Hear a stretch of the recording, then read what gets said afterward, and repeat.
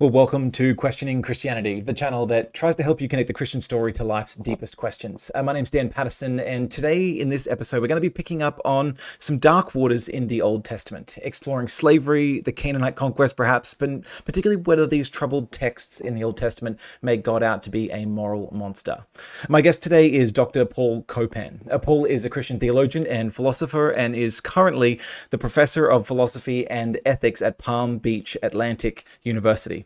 He's also the author of several books, a couple of which we'll dive into today. Perhaps his most popular is God a Moral Monster? Did God Command Genocide? And most recently, Is God a Vindictive Bully? So, Paul, it's great to be able to have you on the channel. Thank you very much, Dan. Great to be on with you and looking forward to our conversation. Yeah, I'm glad you get to sit in the hot seat on this one because for a lot of Christians, they pick up the Bible, they read through the Old Testament, and it can feel somewhat like a minefield. I've got three young boys. We're reading scripture with them and processing these stories. Certainly, there's some stories in the Old Testament that you feel like you want to censor for kids, let alone stories that you don't really want to have to defend against Christianity's critics. So I'm curious what made you sort of decide in your own life to focus so much on the ethics of God's actions in the Old Testament.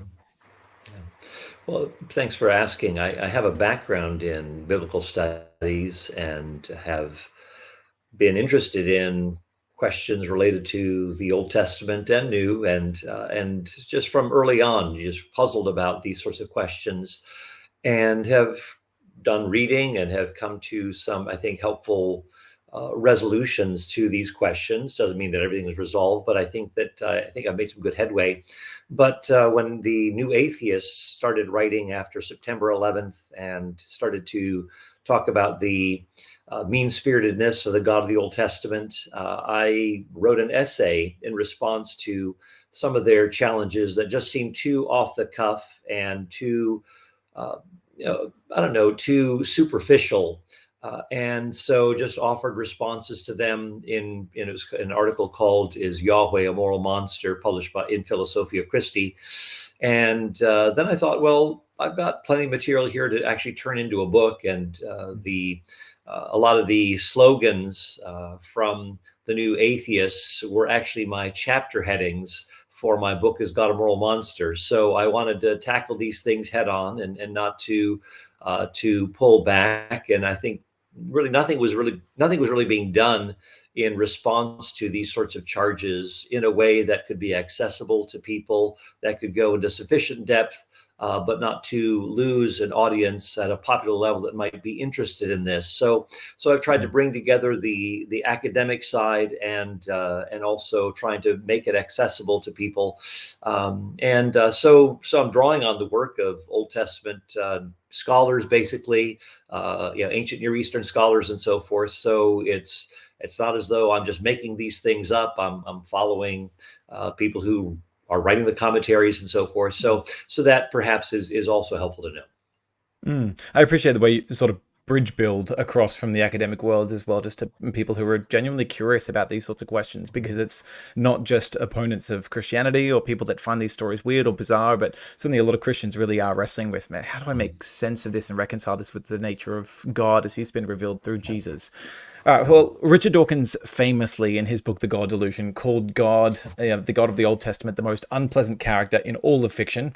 Jealous and proud of it, a petty, unjust, unforgiving control freak, a vindictive, bloodthirsty ethnic cleanser, a misogynistic, homophobic, racist, infanticidal, genocidal, filicidal, pestilential, megalomaniacal, sadomasochistic, capriciously malevolent bully. Now, it's a mouthful, and certainly probably a lot of people are running for a dictionary just to define some of these words. But let's say you sat across from Richard Dawkins and you had 2 minutes to respond to that charge. What might you say? Well, Richard, I've written a couple of books on this stuff, and that would be, and there's a lot to unpack in a short time. And I think each of the terms is loaded emotionally, and just to even genocidal, for example. There are a lot of scholars who say no, actually, genocide isn't going on. There's rhetorical language that's being used here.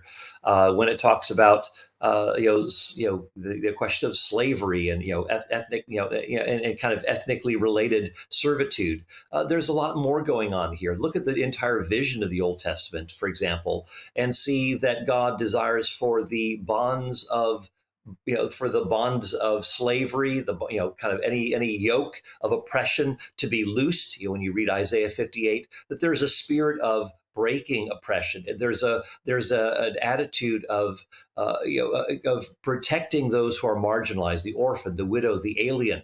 The foreigner, that is. And so the whole heartbeat of the Old Testament is actually looking out for those who are vulnerable, those who are in great need of protection, and a lot of times there can be groups that stand in the way of God's redemptive purposes, like the Canaanites, a pernicious influence that would threaten and undermine the very identity and mission of the Israelites. So there are a lot of things that are beneath the surface when you actually begin to tackle them, that you say, oh, there's actually more going on here than a lot of these superficial labels that are being given. And so when I'm speaking on topics, I'll say, okay, I'm going to take four of Richard Dawkins's labels and let's unpack them, because it's easy to dismiss.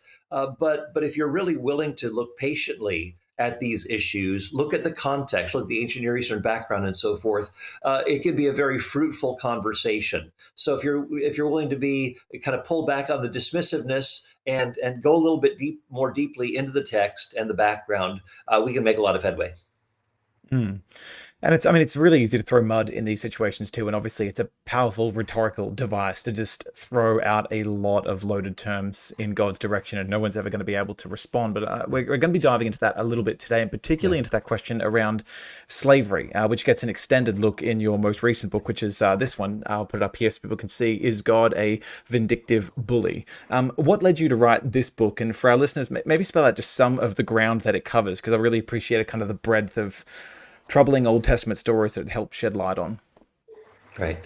Well, I'm building on my two previous books, Is God a Moral Monster, and then one that goes into the question of, quote, violence in the Old Testament. I co-authored with Matthew Flanagan. Did God really command genocide? But this third book, Is God a Vindictive Bully, is adding a lot of new material. What about Elisha and the bears? What about the matter of the imprecatory, the harsh sounding psalms? What about God's hardening Pharaoh's heart, and so forth? And I'm also in this building on the issues of women in the Old Testament, servitude and warfare, because there are some texts that I didn't expound on. And then there are others people who've just written me and said, hey, could you do a little bit more on, say, Leviticus 25 on servitude? Or what about this particular text that you don't cover in the previous two books? So I'm trying to build on what has gone before without repeating the same amount of material. So I'm trying to be as sparing on that and expanding into new horizons. So it's not a new edition or something of Moral Monster. It's really adding a lot of new material, but yet amplifying and expounding upon areas where people said, hey, if you could do a little bit more on this, I'd appreciate it. So the key takeaway from that is, if people email you after this and say, here's some other questions that I've got for you, there may be another book further down the track that can further illuminate those Old Testament stories. There you go. I mean, I'm actually You're building a little bit of a file on this, so we'll see where that goes. great. Hey, towards the opening of this new book, you raise this thought that when it comes to these questionable texts, troubling texts in the Old Testament, it's healthy for us to approach them maybe with a degree of charity rather than immediately attacking them with suspicion from the moral matrix or cultural standpoint that we're coming with. Why do you advocate for giving the Old Testament the benefit of the doubt or a break in our first reading? Well, I think it's just a matter of like a golden rule of interpretation of anything. When someone is speaking, you want to give the benefit of the doubt to someone rather than immediately approaching someone with suspicion. I think in our relationships, that is how we operate. I think we do live in an era of suspicion and being quick to jump to hasty conclusions and questioning motives and so forth. And I think just letting each speaker, each text, stand on its own and seeing is there room for hearing this person out. I mean, yeah, there may be some where you may be you may be a bit more careful about knowing what else this person has written, like Mein Kampf by Hitler. Okay, you've got a little bit more suspicion already built in because of the evil nature of this person and so forth. So you do take that into consideration. But I think that overall we ought to treat another person's text as we would want our texts or our words to be treated. And so it's like a golden rule of interpretation. So I think starting there is going to be helpful. And I think that this is going to be most important for a constructive conversation rather than trying to cut people off and then giving your counter thrust and often not getting very productive, having a productive conversation in the process. So what is going to be most conducive for a productive conversation? Well, hearing things out, looking at the background, seeing that there have been some misinterpretations, like even the term slavery in the Old Testament. Well, that is a very loaded term that often conjures up colonialism and the slavery that went along with that. Well, is that the same sort of thing? Well, it's important to explore those things rather than just immediately dismissing it because you hear the term slavery and an unfortunate translation of say Old Testament texts, whereas the King James version in 1611 only mentioned the term slave once in the Old Testament in its rendering, and that actually isn't even in the Hebrew text. It was just added by the translator. So anyway, those are some things that might be helpful to keep in mind as we approach the matter of charitability and maybe cynicism or suspicion.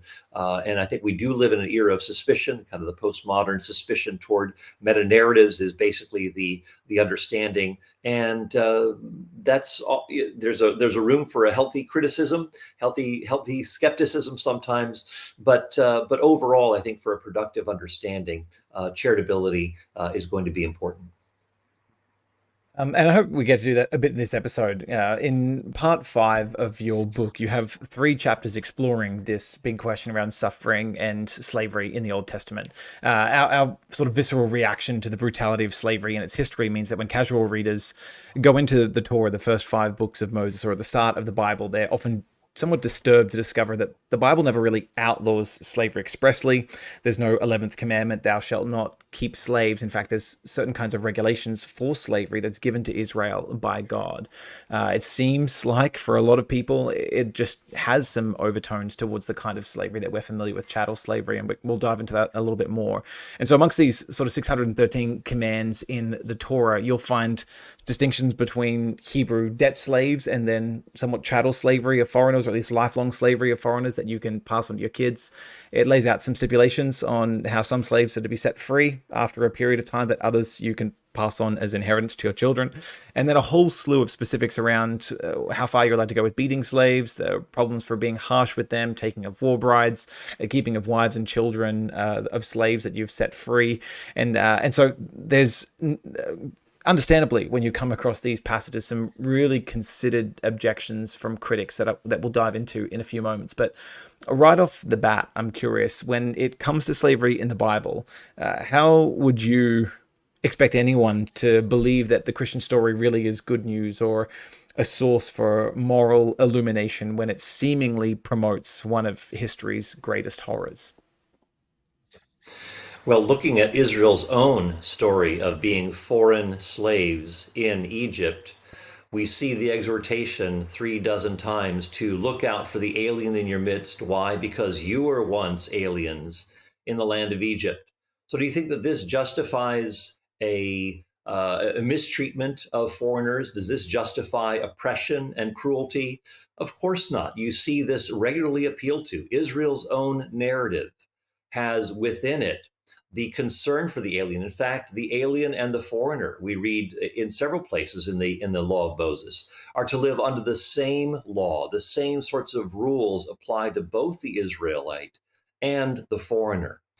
There's also a concern for the implication here is the marginalized are the ones that God is particularly concerned about. That the Israelites are to look out for those who can be most easily taken advantage of in Israelite society, and not to oppress, not to harm, and if people can rise in their station, not to prevent them from doing so. So, for example, in Leviticus 25, which talks about having foreign servants, maybe through warfare, maybe through people just fleeing from another country and attaching themselves to an Israelite household. A few things can be said here. One, those people, those aliens who are sojourning in Israel, it says that if that person prospers, so those same people that you can have in your household, those same foreigners, it says if one of those actually prospers, that person can actually hire an Israelite servant to work for him. So what is happening? This person is not stuck in lifelong servitude. In fact, that rarely happened. You'd have maybe one generation, possibly two, before everyone was integrated within, say, Egyptian society or Israelite society and so forth. And there have been a number of people who have written on this, that there's often this acculturation and adaptation, so that fundamentally the differences are dissolved. And so the notion that was in colonial times of having generation after generation of those who were your slaves, that sort of a thing just did not happen in Israel. In fact, you see Israel, you see servants in Israel, even foreigners, rising up, intermarrying, and so forth within Israel.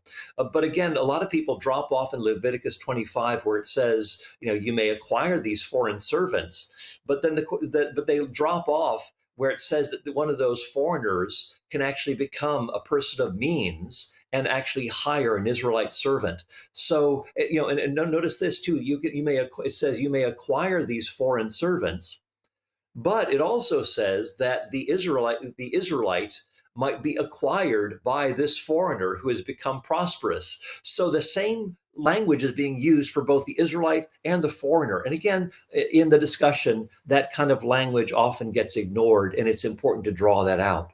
But keep in mind too that when we're looking at various Old Testament passages, look at the vision of the Old Testament, where we see man and woman made in God's image, that there's a fundamental equality. Genesis chapter 1. We see Job in chapter 31, where he says that both my servants and I came from the same place, namely our mother's womb. So there's this fundamental vision that is there in the Old Testament that is highlighting the fundamental equality of all. And some people may temporarily go into servitude because they're in debt, but that's not something that is ideal. That is something that is tolerated, but something not desirable. And when you look at Isaiah 58:6, when the Lord is saying, what is the true fast that I choose? He says to loosen the bonds of wickedness, to undo the bands of the yoke, and to let the oppressed go free, and to break every yoke. That sounds like the goal is to remove people from oppression, just like the Israelites were removed from oppression by God. That's the same sort of spirit to cultivate in the land of Israel. And if you kept certain, and again, I can go on in more detail, but maybe that's just those are a few nuggets to keep in mind. It's helpful to dive into, because I think you're spelling out some of the territory for the questions, and particularly the maybe criticisms of normal Christian apologetics or answers in this area that do come up from various spaces. I think it was nearly a year ago where I was writing the script for our own short video, like 7 minutes or something, on the question of, does the Bible promote slavery? And I think just after we released it, I saw an interview drop from Alex O'Connor, or Cosmic Skeptic. He's a popular skeptical YouTuber, actually based over there in Oxford, where you are. And he had on his channel Dr. Joshua Bowen, who is an Assyriologist, also a pretty popular YouTuber, but a commentator on all things Old Testament, particularly from a skeptical point of view.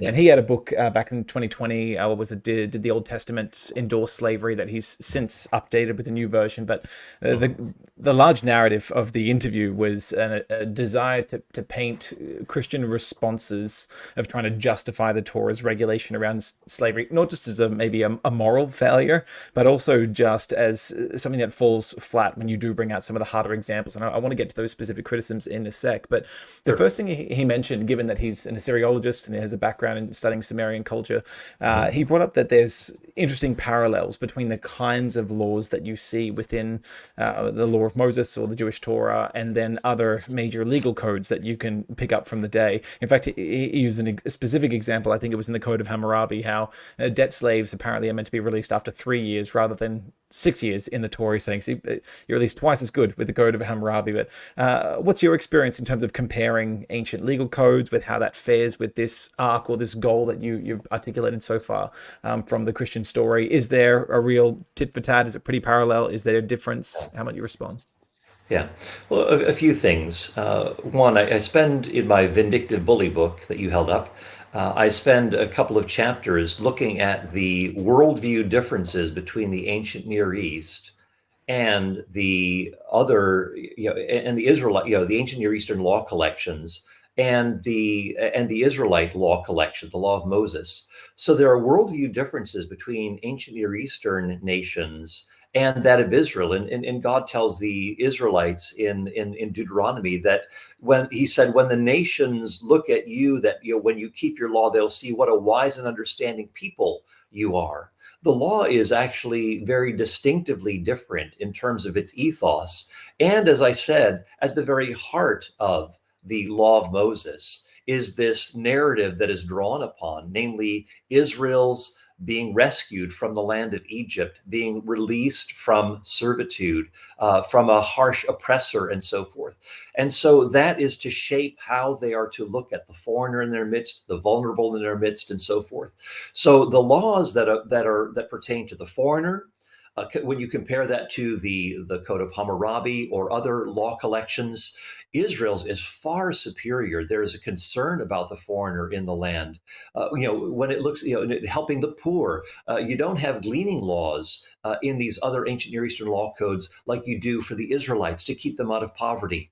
You have a fundamental equality that persons are more important than property, which is the reverse in these ancient Near Eastern law collections. And so I can go on, and I give a whole list of these things. So even though you have parallels, I don't deny that there are some parallels, like the goring ox parallel that exists. What I point out is that you can have these parallels. It's kind of like Proverbs drawing on various Egyptian proverbs that seem very similar to what the book of Proverbs is talking about. But when you look at the overall ethos, that is really what we're talking about here, rather than this or that parallel. What is the overarching worldview? And when you compare the worldview of Israel to that of the ancient Near Eastern peoples, you see it as a world, again, is miles apart. And even if you release someone 3 years rather than, after 6 years, that is just something that's up to the king to do. He can do that in 3 years, but it's not as though this is mandated. Israel mandates that this is the cutoff, and we see later on, Jeremiah excoriating people who are keeping their servants longer than they should. They release them and then they take them back, and God condemns that. In fact, that is what is connected to Israel's going into. Judah's going into exile because of how they've mistreated their own servants. So this comparative idea, and whether it's comparing it to ancient legal codes or whether it's comparing it to, let's say, chattel slavery in the antebellum South, prior to the Civil War and the Emancipation Proclamation, all of these sort of comparisons, are we essentially, as Christians then, is your thesis that we should defend these as a moral good, that this is the way that we should organize society? Like, what's the end goal of, I guess, trying to defend what looks like somewhat treating people as property within the Old Testament? We can dig into that in a little bit, but what would you say is the end goal? To defend this as moral, as good, as necessary evil? What's your sort of approach to that? Well, I mean, keep in mind that there is a tricky carryover that is often kind of slipped into the narrative, that the term, when modern translations, unlike earlier translations, use the term slave or slavery, the contemporary imposition is that of colonial slavery, where, as Harriet Beecher Stowe said, that this is basically an absolute despotism body and soul. That is what is going on in antebellum slavery. This is a far cry from what we see going on in the Old Testament. In fact, if we had to define slavery, it is that sense of absolute despotism over body and soul. And Nigel Bigger's recent people who are working hard, people doing drudgery, people who are contracted under terms that they don't like, and so forth. That is not by itself slavery. And so often we think of drudgery, or we think of toil as being slavery. No, we're talking about absolute ownership here, and you just don't have that kind of absolute ownership. And even as you look at the kind of the worst case scenario of Leviticus 25, those foreigners who come to work, they actually can rise in their station to the point that they can actually hire an Israelite servant to work for them. And the same language is being used. You may acquire them. So it's a transactional language, but it doesn't mean that that person is merely property. Do we look at Ruth being acquired by Boaz as his wife? Does that mean that she's property? Of course not. You certainly see that that is just not the tone of the book of Ruth. And we could refer to other passages as well where you have that kind of transitional language. God acquires his people as his possession. Doesn't mean that they're just chattel slaves or something like that. No, that's just the language of redemption, the language of purchase, the language of acquisition. And so if we can get past some of that terminology, we see that there is a humanizing element for the foreigner, and we can talk about this, the foreign slave who runs away and comes to Israel. Well, if Israel is to be a refuge, then this is to be another reminder that the foreigner is welcome in Israel, and that this kind of a situation is not, Israel is not to be a place where foreigners are to be oppressed and wearing this heavy yoke like people did in Israel. Israelites were foreigners in Egypt. This is something that is definitely a picture of a humanizing element that is there. In fact, even if you're an Israelite servant, we read in 1 Samuel 25:10 that servants who were, had other, employers, quote, masters, again, could be a loaded term, that they're running away, from them and finding other places of refuge. So it's not as though this, that is a kind of a permanent thing. If you're being harshly treated, even as an Israelite, there is the option of runaway, as David Kleins, the Old Testament scholar, has said, that if you're a foreigner, you can run away to Israel. Even if you're an Israelite and you have harsh, oppressive situation, there's also the capacity to run away. And this fundamentally undermines the institution of servitude, especially since there's a voluntary element in it, such as in Exodus 20:21, where the servant says, I love my master, the person for whom I'm working.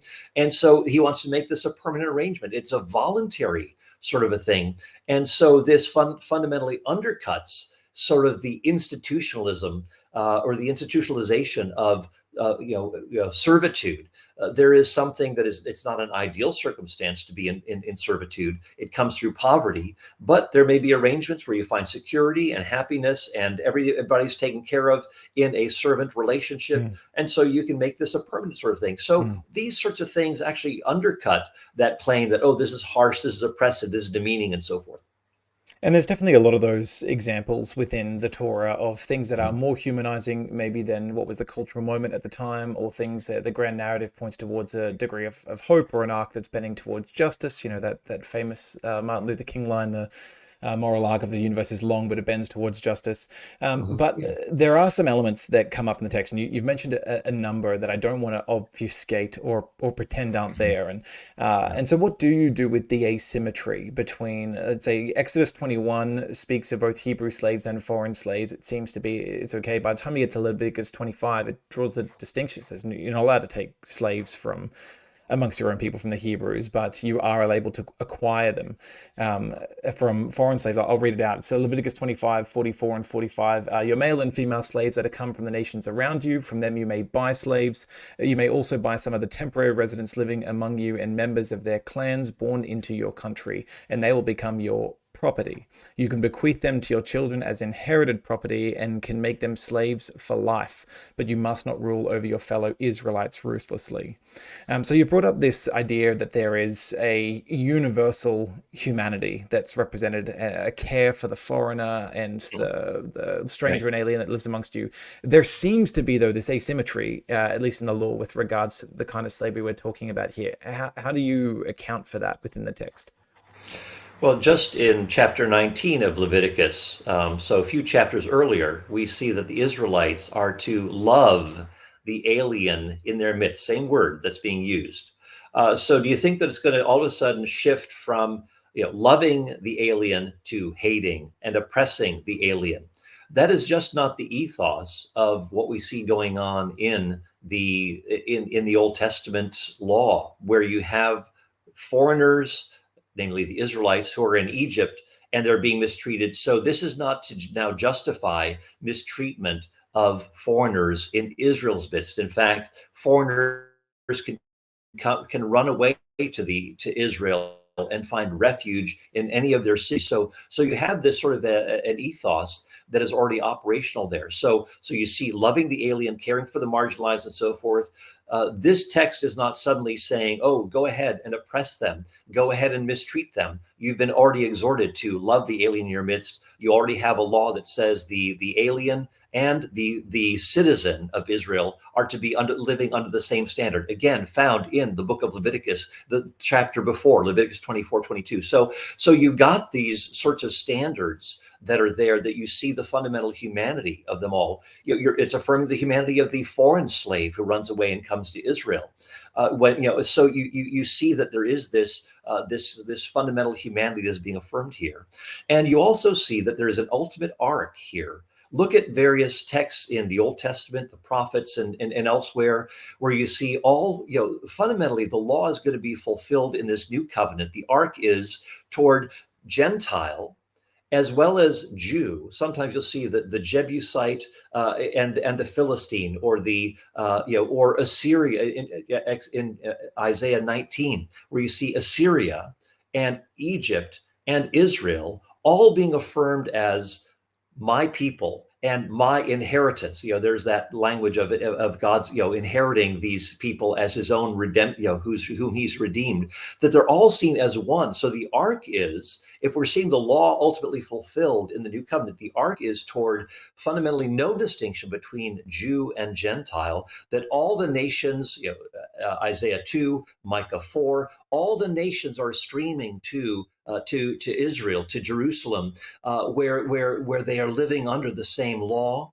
And so fundamentally, that Jewish Gentile distinction is an artificial one, because the goal is for all the nations of the earth to be blessed, as God told Abraham in Genesis chapter 12. So that is the arc, that is the goal that is here. There may be some temporary regulations, maybe some temporary moderations, but again, what is the ideal? And we need to distinguish between certain laws that may be temporary, that may be accommodating, but are not seen as ideal. In fact, Jesus himself said in Matthew 19:8 that Moses permitted certain things, in this case, divorce, permitted certain things. Why? Because of the hardness of human hearts, not because these were ideal or universally idealized laws that all nations should carry out.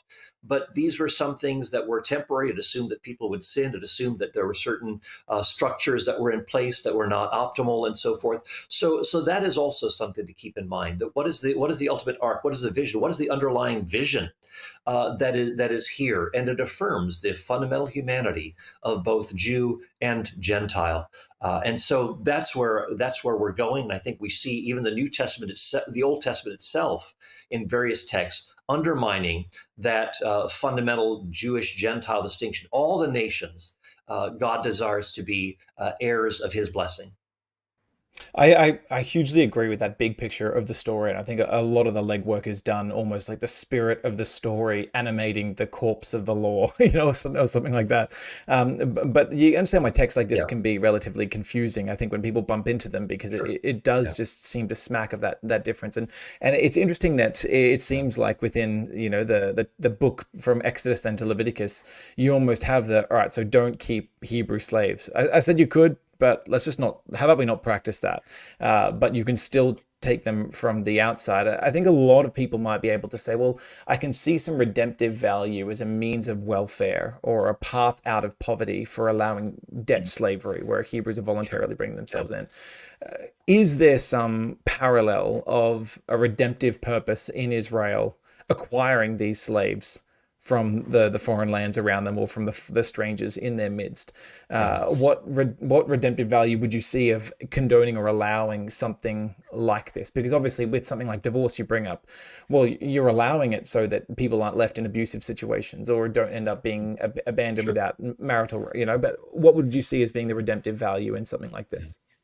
Well, as James Hoffmeyer and others have argued, that there is a fundamentally anything generational. When someone comes in as a foreigner, maybe through war, that the nation has lost, and there are exiles, as it were, or people who leave their nation and come to Israel to improve their lot. That the way to attach themselves to becoming economically viable, they attach themselves to Hebrew or Israelite homes. And as John Goldengay, Old Testament scholar, says, that to be part of an Israelite, to be a servant in an Israelite home, is to be part of the family, which offers security, it offers care and provision and so forth. And there may also be intermarriage. One of Caleb's great granddaughters ended up marrying, an Egyptian servant. So you had this kind of assimilation that can take place, and fundamentally in Israel, kind of an Israelitification of the foreigner, and that they come and they're to live under the same law. They're to have the same blessing of being the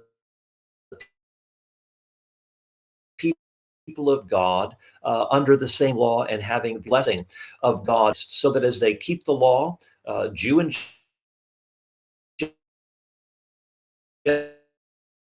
and kind of foreigner and citizen alike, that they are, and so the same kind of blessing comes to both the Israelite and the foreigner in their midst. And this is the again the 3 dozen times, or two, yeah, three dozen times, the God is saying, look out for the alien in your midst, because you were once aliens in the land of Egypt. To say, oh, look at this sticky text, and therefore undermine the fundamental heartbeat of the Mosaic law, which says to look out for the marginalized because you were once marginalized. That seems to be an uncharitable reading of that particular text in Leviticus 25, especially as I said, just in chapters before, you are to love the alien in your midst, Leviticus 19. So we ought to take these things and make a fair comparison and see it in a broader context. Just like when you read in Proverbs, to answer a fool according to his folly, and then not to answer a fool according to his folly. Well, this requires wisdom and judgment, but it's not as though there's this blatant contradiction within a short space of time. One verse after the other. So in Mm. the same way, we look at the book of Leviticus. We say, hold on a minute. There's an undertone here that ought to be taken seriously rather than being dismissed as because now we've got this text and everything else is undermined because this one particular text. How do we read it more charitably, contextually, and so forth? Mm. I think those notions that you've mentioned around assimilation into the promises of God's covenant people, and that idea of being able to stop a new generation from mustering a rebellion after a military defeat. Like there's some ways that you're like within the cultural constraints of what was there. I can see that making some sense. There are some passages though that are pretty confronting to our sensibilities. I want to read another one too from Deuteronomy 23, from Deuteronomy 21, sorry, from verse 10. It says, "When you go to war against your enemies, and the Lord your God delivers them into your hands, and you take captives." If you notice amongst the captives a beautiful woman and are attracted to her, you may take her as your wife. Bring her into your home and have her shave her head, trim her nails, and put aside the clothes she was wearing when captured. After she has lived in your house and mourned her father and mother for a full month, then you may go to her and be her husband, and she shall be your wife. This notion of war brides and the pattern of Israel just taking what from the outside almost has been often charged by people as a form of sex slavery in the power imbalance that's set up. How do you speak to the dynamics of what we just read in terms of the ancient Near East context? Yeah.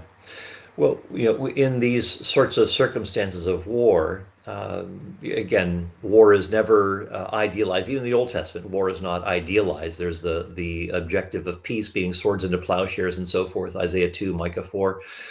So war is not to be idealized, and there are just some realities on the ground that how do you deal with them? How do you deal with people who are where there's been warfare and there are women who are left destitute, women who are without any support any longer? Well, the surrounding nations, what they would do, of course, one, they would engage in war rape. It's prohibited. The very ethos of Israel prohibits war rape. Think about, Do you mean by that the actually, idea that marriage is like sex is reserved for marriage between a husband and a yeah, wife, yeah. For kind of example, prohibiting any kind of rape at all? yes, exactly. And so you have, for example, in when Uriah the Hittite, he doesn't even go into his wife for sexual relations when his men are on the battlefield. He said, "How can I go to my wife when my comrades are on the front lines fighting?" So Yeah. he did not want to dishonor that. Or even as the Israelites, or David, his own men, when he goes to the priests of Nob and asks for the showbread to feed his men. And the priest says, "Have your men had sexual relations with women?" No, they have not. So, okay, therefore, sexual relations are obviously very good. Genesis 2:24, becoming one flesh, that's good. But again, there is this kind of a restraint that is involved here, and for David's fighting men. And so you see over and over again, and I have a chapter on this in my book, Is God a Vindictive Bully, where it is against the ethos of Israel to engage in war rape. That is, sex is to be reserved for marriage and so forth. So other ancient Near Eastern nations did that. They engaged in war rape. Israel was prohibited from doing that. Also, when nations, like Egypt or Assyria or whatever, they would be victorious. They would take women and would make them into, if they had a temple, they would make them into sexual prostitutes in the temple. And so, again, that sort of a thing was forbidden in Israel. This was when you compare it to what's going on around, yet is it ideal? No, of course not. But here you have a time of separation, a time of mourning, a time of restraint to show that there is this opportunity for transition to become incorporated into Israel, and that this is an opportunity for a woman to be married and now to find a new life within Israel. So if you understand it from this sort of a setting, especially against the backdrop of what the other nations are doing, you see that there is a very humanizing and redemptive element that is at work here. Mm. So those are a few things that I could mention. I go into more detail in my Vindictive Bully book, though. Mm. If what do you make in the passage of Deuteronomy 23 as well? When listening to Josh Bowen, he was saying that this passage, I'll read it out, 23 verse 15. It says, "If a slave has taken refuge with you, do not hand them over to their master. Let them live among you wherever they like and in whatever town Right, they choose. Do not right. oppress them." Mhm. He limits that purely to foreign slaves from outside Israel running to Israel as a source Mhm. of refuge. That verse doesn't seem to implicitly have that within the text itself. So I'm curious whether that's your read from studying the Old Testament scholarship on this as well, or could this also mean that effectively all slavery in Israel is voluntary, because at any point anyone who didn't want to be part of that household anymore could run away and seek refuge in another city. I'm curious at your take on that passage. Yeah. Well, isn't it interesting that you have a very humanizing text for foreign slaves? Here, again, the criticism is, look, you've got these foreign slaves coming to Israel, and Leviticus 25 seems to talk about oppression. Well, Mm. that passage that you just read would undermine that very thing, that these runaways can actually settle in any of Israel's cities, and so there is this picture of not sending them back to the harsh taskmaster, the Mm. harsh brutal master that they've come run away from. Well, isn't this an actual admission that what you've got going on in Israel is actually a much more humanizing, a much more caring society, or at least what God desires for Israel, than what you've got going on in these other nations around Israel? Now, as I said, you do have, I'd say, if it's possible to find refuge in Israel's cities by matter of runaway, as David Klein says, then you actually, what would be the matter with having breaking free from someone who within Israel is oppressing a fellow Israelite? And again, Leviticus 25 is don't oppress your fellow Israelite. But if there is the possibility of runaway, then what would be hindering this person? In fact, this was a common practice, as we read in, as I mentioned, from 1 Samuel 25:10, where Nabal is saying to David's servants, who are you, David's servants? I mean, people are running away from their masters all the time in Israel. So this is something that is happening, and it is not unthinkable that there would be the possibility of runaway. And so you do have that very strong ethos of entering into something in more of a voluntary way. And this is emphasized in Exodus 21 when you say, I really like being with the person who is employing me for these 6 years because I'm in debt, and I want to make this a permanent arrangement. So there's the possibility of entering into this relationship. Again, you're supposed to be part of the family as a servant within Israel, and as John Goldengay says, and so attaching yourself to a household may actually lead to something that is a more permanent arrangement. The same word olam that is used for you may have your servants quote permanently. Well, basically it would be with it for a lifetime or so. But fundamentally, as I said, with Gentiles, that eventually becomes dissolved within a generation or two because they assimilate within and basically adopt the laws of the nation around them. And again, the law, as we said, is to be the same standard in Israel for the alien as well as for the Israelite in Leviticus 24. So again, there are a number of texts that kind of balance each other out. When you look at the bigger picture, you start to see that Israel was not to be a place of oppression for foreigners. And so I think that just take a look at the Vindictive Bully book, and I try to unpack those things. Mm. I think that big picture has been really powerful for me, as to sort of try and parse out how the whole of the Christian story, sort of Genesis to Revelation, is this spiritual curriculum for God's people, really does kind of play on that arc from slavery to freedom, because you got the Bible Yeah. starting with God creating all people in his image, Israel being set apart to be a light to the nations, their whole story beginning with grand liberation from brutal dictatorial slavery in Egypt, and then given the commands essential to the nature of the Lord Jesus, that it's the great commandment to love the Lord thy God with all their heart, soul, and strength, but also to love your neighbor as yourself. And then from these first lessons in the Torah, you see worked out through the Hebrew prophets and all of Israel's story, when they're chastened for not having this concern and compassion towards the poor and widows and children and foreigners, and then Jesus's whole ministry manifesto. It just sort of crescendos all the way throughout the Christian story. That it Absolutely. seems to me these moral resources are that depth charge that would eventually end what we see as any sort of moral vision for slavery. But it does raise that sort of just fundamental question, if the Sure. slave Bible has to cut out, what is it, 3/4 of the Bible, only 232 chapters out of 1189, because the whole Mhm. Bible is dangerous to slave Yeah, that's owners. right. Why didn't God just spell that out more early at the beginning? Like, why don't we see in Leviticus 20, thou shalt not keep any person as property? What's your read on why God didn't make a command like that? Well, how about do not oppress the foreigner in your midst? How about that? So if you've got servants, whether foreign or Israelite, don't oppress them. You were once slaves in the land of Egypt. You were once foreigners in the land of Egypt. You were oppressed there. Don't carry that over into your land. I think you have a fundamental repetition of that thrust over and over again. So you may not have, do not acquire foreign servants. Well, I mean, you can, because a lot of them are in a bad financial way, but don't oppress them. And in fact, allow those people to have the opportunity to become persons of means in Israel. Oh, yeah, actually, that can happen. If a foreigner becomes a person of means, that person could actually even hire an Israelite servant for himself.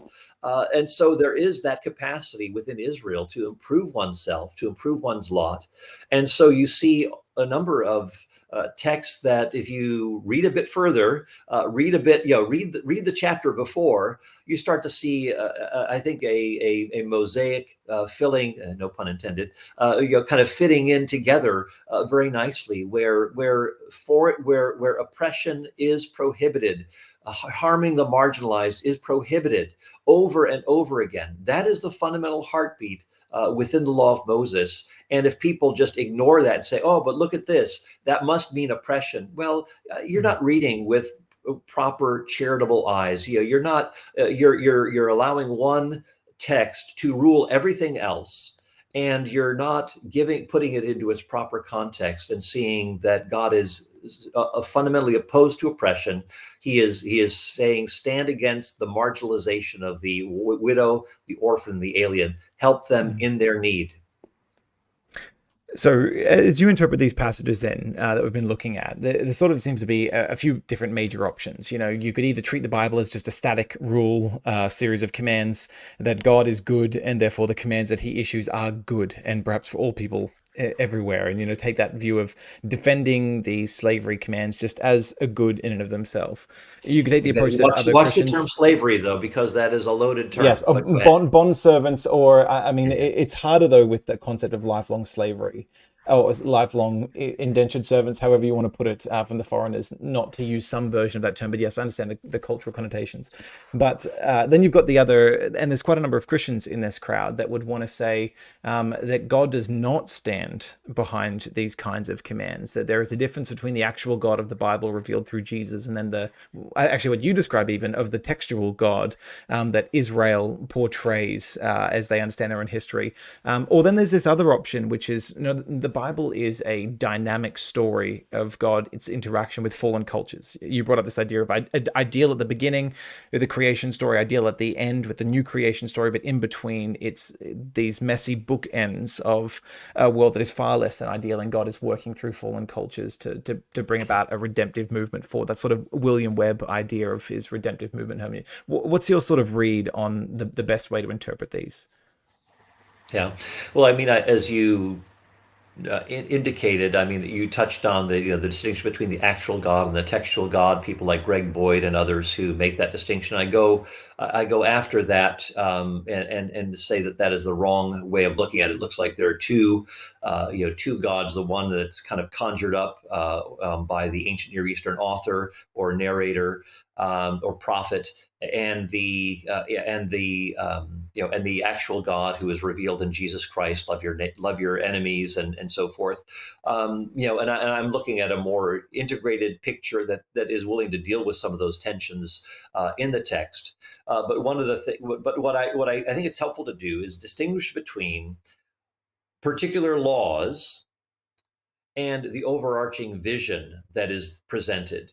So you may have certain laws, like I mentioned, Jesus saying that Moses permitted divorce because of the hardness of human hearts. It wasn't ideal. And so when we're looking at some of the laws in the law of Moses, it's not as though these are given as universal ideals for all time. But fundamentally, at the heart of all of them is an attempt, given those structures, given human fallenness, to that these laws are expressing loving God and loving others, within that sort of a context, and that some of these laws are, again, take for granted that human beings will sin. So this is not some sort of a utopian ideal that is being presented here. So I would say my fundamental approach is to distinguish between this or that law, but also keep in mind the overarching vision and trajectory. And I gave the example of the Gentiles and Jews being fundamentally united as the people of God through faith in Jesus Christ, in fulfillment of the promise to Abraham to bless all the nations of the earth. And you see prophets in the Old Testament talking about how Jews and Gentiles alike are going to be, obeying the law of God. They're going to be fulfilling the law of God. Well, if part of obeying the law of God is, to think of that text of Gentile servants in Leviticus 25. Well, fundamentally, there is no distinction between Jew and Gentile. So, poof, all of that ends up going by the wayside, because the God's ultimate desire is for Jew and Gentile alike to become part of his people, his redeemed people, and that there is no distinction between them, that they will all be under, as it were, the law of God. They will all have the law stamped upon their hearts and so forth. That is the fundamental vision that we have. So that's kind of in summation where I would go on that. Mm. That's really helpful. Um, Given all of these trouble texts that you spend a lot of time doing, I mean, you've is God a moral monster? Is God a vindictive bully? There are just a lot of these parts of the Old Testament, particularly to wade through. But that's not the total story of the Old Testament. Yeah, it's little That's sticky right. notes here and there. But what drives your conviction that God still really is good? Because a lot of your writing seems to be, no, I want to reconcile the idea of the goodness, the love of God with passages that may seem to shed or cast a shadow on that question mark and defend God. What convinces you that God really is worthy of worship and worth defending? Yeah. Well, I think ultimately we look at Jesus, who claims to be the fulfillment of the promises of the Old Testament. He claims to fulfill what the law and the prophets are saying, and that in him is the embodiment of these ideals that we see in the Old Testament, and a God who is actually willing to take upon himself the divine wrath, the judgment that we deserve, and that God's both love and justice and holiness are seen in the cross of Jesus Christ. That God does take sin seriously. That God does oppose wickedness. That God opposes those things that stand against the advancement of His kingdom, the flourishing of people, and so forth. And that we are ultimately all indicted under this. That we are fundamentally, we have been at odds with God, and that God comes. And as Romans 5 says, that while we're enemies, at the right time, Christ died for the ungodly. That there is this concern that God has for his enemies. And even in the Old Testament, when you talk about warfare, those enemies that are temporary obstacles to bringing blessing to the world, God, in the Old Testament itself, incorporates those very enemies, the Canaanites, the Jebusites, and so forth, incorporates them into the people of God in the fulfillment of his promises, even though that are preventing Israel from carrying out its identity and living out its mission. And so this is the kind of thing that we see going on in the New Testament. That Jesus Christ is the one who brings all of those things into full clarity. That God takes judgment, seriously. That sin is a